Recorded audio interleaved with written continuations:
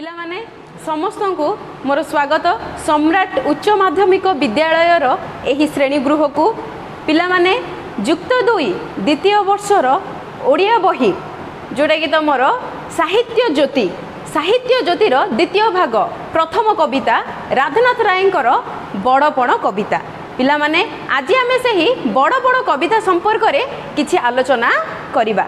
पिला माने कविता आलोचना करिबा पूर्वरु प्रथमे चलो आमे कवि विषय रे किछि आलोचना करिबा। तो पिला माने बड़पण कवितार कवि होउछंती राधानाथ राय। राधानाथ राय हेउछंती आधुनिक ओडिया साहित्यर जड़े पथिकृत स्रष्टा। तांकर जन्म होइथिला बालेश्वर जिलार केदारपुर ग्राम रे 1848 मसीहा सेप्टेम्बर 28 तारीख रे। तांको पितांको नाम होउछि सुंदर नारायण राय एवं मातांको नाम हेउछि तुलसी दासी। तो पिला माने तांको साहित्य को आधुनिक ओडिया साहित्य रे प्राच्य और पाश्चात्यर समन्वय बोली बहु गवेषक माने मत देई थांती।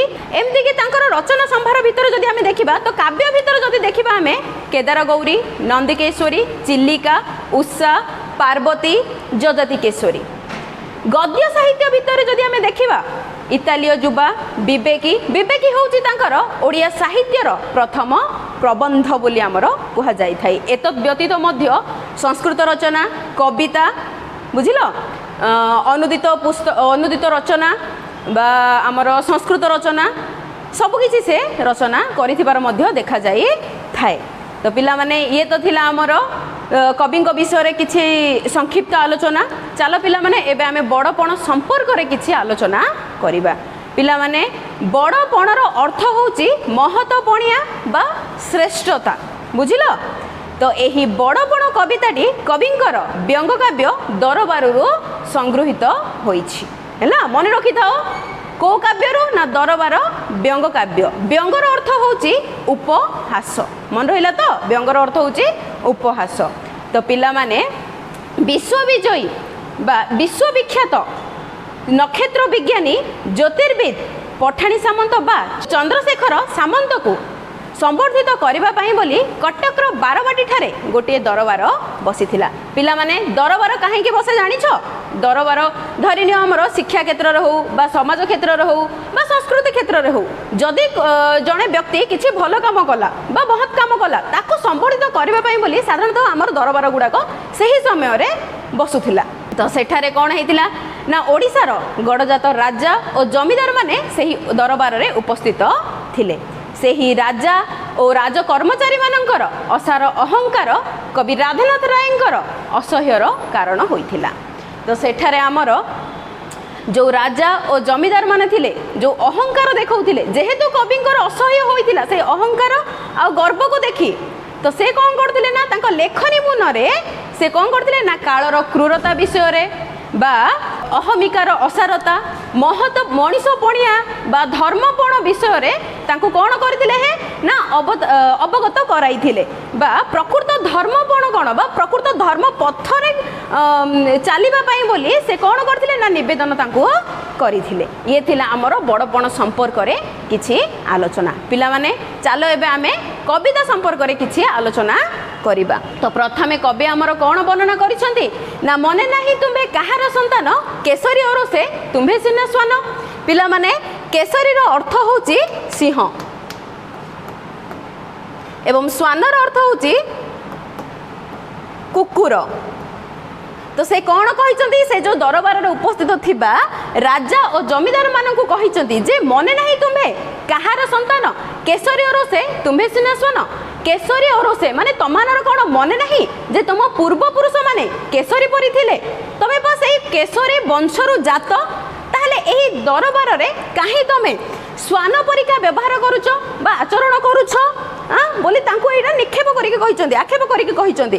तापरे कोन कहिसंती पूर्व पुरुषर प्रतिष्ठा विशाल बिकी भांगी खाउथिबो केते काल तुमर जो पूर्व पुरुषर प्रतिष्ठा थिला विशाल प्रतिष्ठा माने एठी हमें सम्मान को कहि परबा मध्य।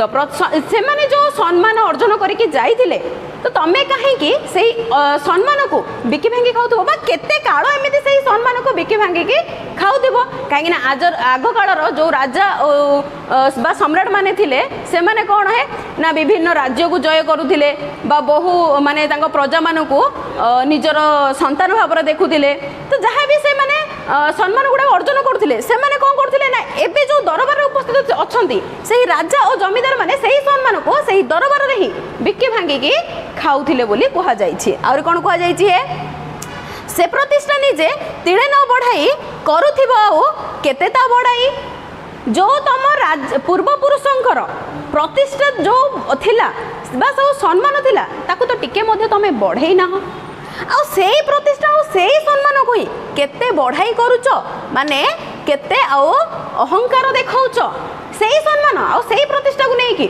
तमे तो को राज्य जय करी ना हो एतेटा बस निज प्रजा मान को संतान भाव देखु ना ताले तमे काहे कि सही अहंकार को देखो तुम पूर्व पुरुष मानकर सम्मान को नहीं कि ही बोली से कहिचंती। पुणी कौन कहिचंती है थिला आग जे उत्कलर स्वामी बन्ही शिखा परी सदा ऊर्ध्वगामी आग जो उत्कलर स्वामी माने थिले स्वामी माने कौन रे पिला माने एठी हमर राजा को बुझौछि बुझिला तो आग जो उत्कलर राजा माने थिले से माने कौन है बन्ही शिखा माने कौन है बन्ही अर्थ कौन है अग्नि